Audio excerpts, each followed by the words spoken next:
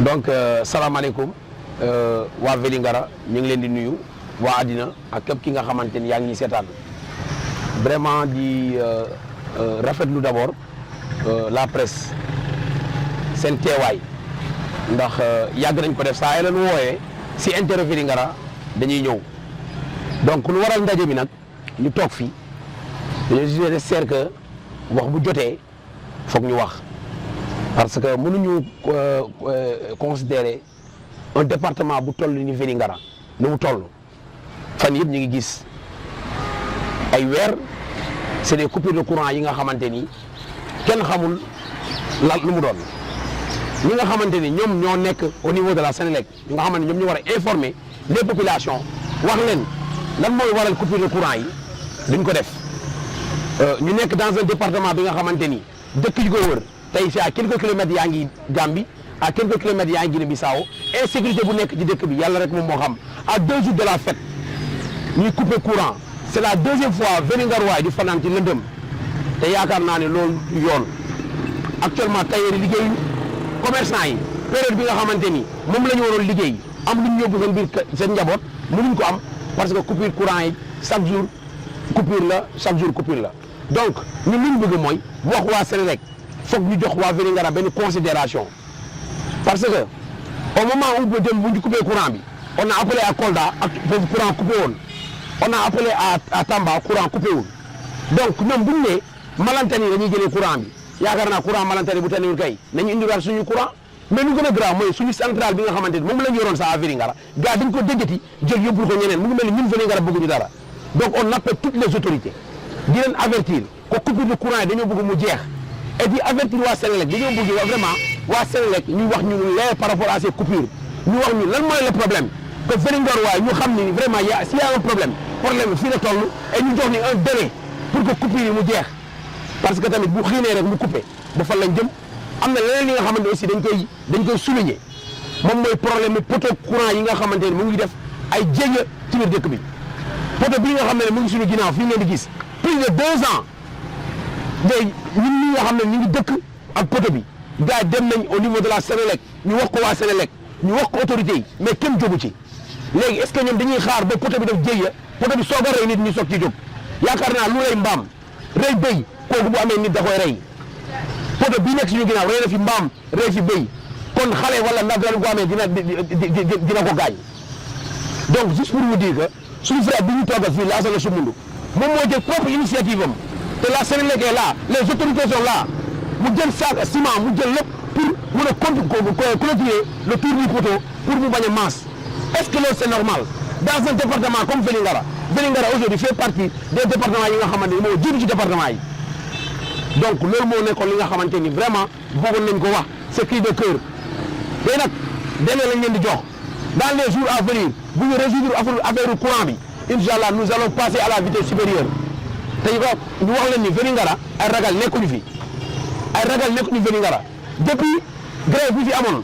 Vélingara waaye dañoo taxaw gaa yaakaar dañoo ragal mais dañu wane ne Vélingara est une ville havre de paix ñu fi nekk ay nit yu tàmm nañ du ñu ay nit yu ay mais nit nag boo ko poussé ba mu fës dina def une réaction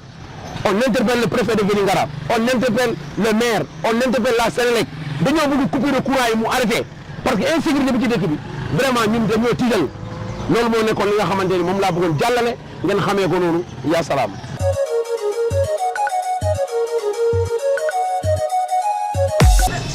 Nous sommes là aujourd'hui pour lancer un cri de cœur à l'endroit de toutes les autorités étatiques et locales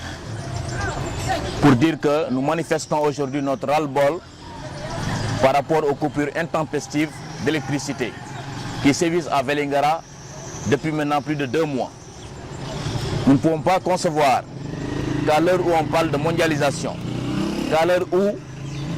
les villes évoluent avec 0 coupure d'électricité, que Vélingara puisse, dans ce contexte d'hivernage, connaître ces coupures intempestives. Les populations de Vélingara en souffrent, que ce soit les commerçants, les tailleurs, tout corps de métier confondu, ils sont victimes de ces coupures intempestives. Nous tendons vers la fête de Tabaski. Nous sommes en période d'hivernage. Vélingara est ceinturé par 3 pays, les 2 Guinées et la Gambie. Nous sommes en insécurité constante. Même au moment où l'électricité était en marche, 24 heures sur 24, nous n'étions pas en sécurité, à plus forte raison à ces instants. C'est pourquoi nous avons dit que nous ne pouvons pas considérer que Vélingara soit départi de sa centrale électrique. Cette centrale électrique était mieux que cette situation actuelle. Quand la Sénélec veut changer de système, c'est-à-dire alimenter en électricité toutes les villes du Sénégal via le barrage de Manantali, il faudrait tester ce système-là avant de le mettre en application. Aujourd'hui, ce système est en échec parce que chaque 48 heures, Vélingara connaît au moins une coupure ou deux coupures dans la journée, ce qui n'est pas tolérable. Nous voudrions que si jamais cette situation devait persister, que l'on nous ramène notre ancienne centrale. Nous préférons cette ancienne centrale-là qui ne nous privait pas d'électricité que cet actuel système. Je crois qu'il est temps que les autorités de la République, que les autorités locales se mobilisent comme un seul homme pour apprendre à respecter les populations de Vélingara. Nous ne sommes pas des moins que rien. Nous ne devons pas être les parents pauvres de ce pays. Vélingara est une ville qui devrait être respectable, est une ville respectueuse, que les autorités comprennent que les populations en ont le ras-le-bol et qu'elles sont prêtes à aller à une vitesse supérieure prochainement si jamais cette situation n'est pas rétablie. Comment se fait-il que, à l'instant où toutes les villes du Sénégal connaissent des périodes extrêmement paisibles avec une électricité en longueur de journée, que Vélingara connaisse ces coupures intempestives? Parce que oui, c'est Vélingara. Parce qu'à Vélingara, les jeunes peut-être sont des peureux. Parce qu'à Vélingara, il y avait des événements qui s'étaient passés qui ont fait qu'aujourd'hui, les gens ont peur de marcher. Non, nous n'avons pas peur de marcher. Quand il faut marcher, nous marcherons. Et je crois que si la Sénélec ne prend pas ces mesures, accompagnée des autorités, nous irons vers une marche inéluctable. Parce que notre sécurité n'a pas de prix. Nous sommes des Sénégalais, nous sommes des citoyens sénégalais. Nous ne sommes pas des Guinéens ni des Gambiens. Il faudrait nous traiter en Sénégalais. C'était cet appel-là que je voudrais lancer à l'endroit de toutes les autorités du pays, mais surtout à l'endroit de nos autorités locales, en l'occurrence le président du conseil départemental, monsieur le préfet, monsieur le maire. Je vous remercie.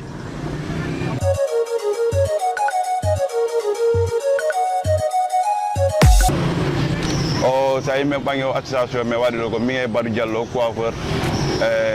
grand ballagna mais jodi do ñande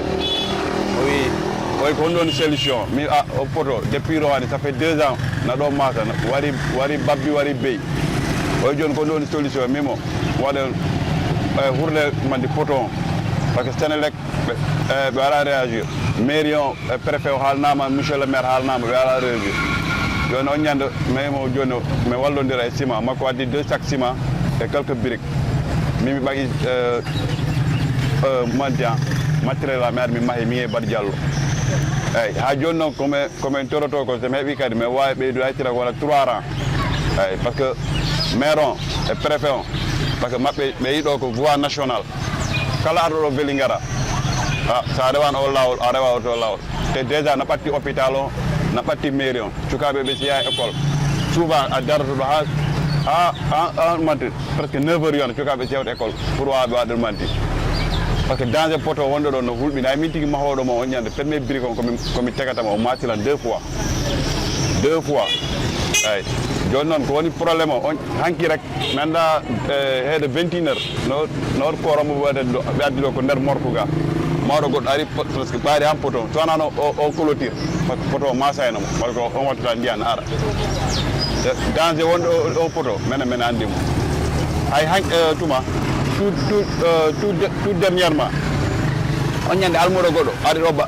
ɓaari ɗo so wonano Allah o debbo yeeɗo manti o kaccitare ne boyo mayayno par ce que minen souvent komin toroto ko to wawimi wallude ha joni min ɓeyra 2 rangs kadi ay par ce que sa autorité ji ɗi ɓe waɗani ɗum faratal par ce que peut être ko ɓiɓɓe maɓɓe woni ala jangguirde ga walla rewɓe maɓɓe woni ala rewirde ga min ko on considération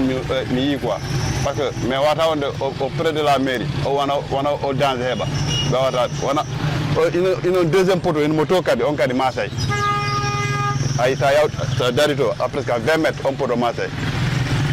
sa yeehi kadi yeeso ɗi 3 poto ji fof masay joni Sénélec si tawi wata ɗum fende ɓe waɗa éliminer poto ji ɗi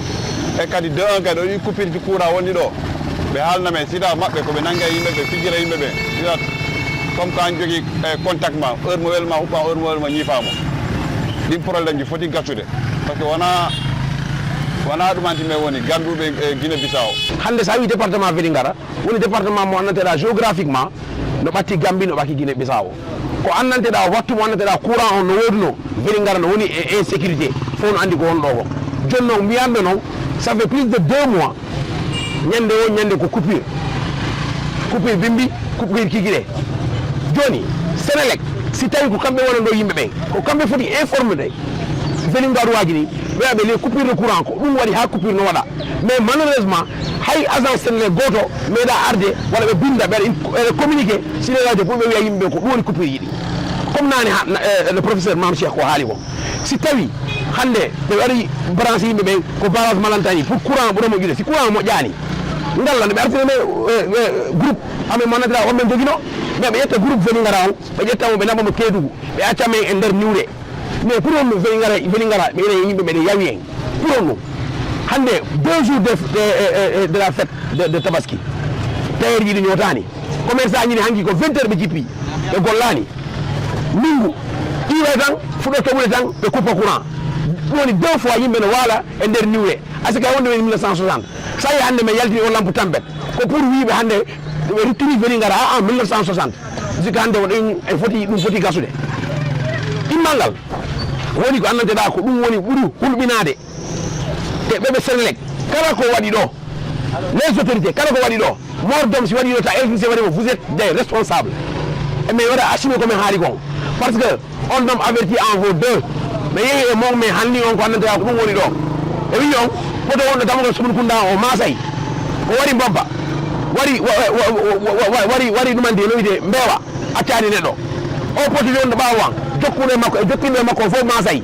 nane lason haali ɗum ɗo ko maɓe ƴetti initiative maɓɓe ɓe ƴetti ɓe hurli ɗum o wi koɓe hurlayno ko ɓe fawi brigade mbiyan yimɓe fawde courant ko masuɓe vraiment aujourd'hui il est temps que vous prenez vos responsabilités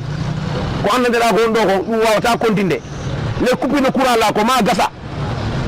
ko ɗum hande ko ɗum joɗɗini men ɗo pour min haldan et on lance un appel aux autorités kala wonɗo ɗo le préfet le président du conseil départemental le maire de la ville tout le monde on faut on lance ce message là so immaguin on va passer à la vitesse supérieure nane lasana haaldu ɗo si tawi hande ko ɓiɓɓe men rewayno ɗo walla ko rewɓe men homno ko galle ɗo o immoto fi ɗum trop c'est trop mais fala courant waɗomo rétablir dans l'immédiat min tampini o coupure de courant ko ɗum waɗino ha men noddi pression pour vraiment min haala kamɓe ɓe Vélingara fof no wulla hen peut être o yanɗo yimɓe hewɓe mais quand même goto e goto ɗum cri de cœur makko on donc koɓe faala courant yo artu no wonirno noon ha Vélingara wona e sécurité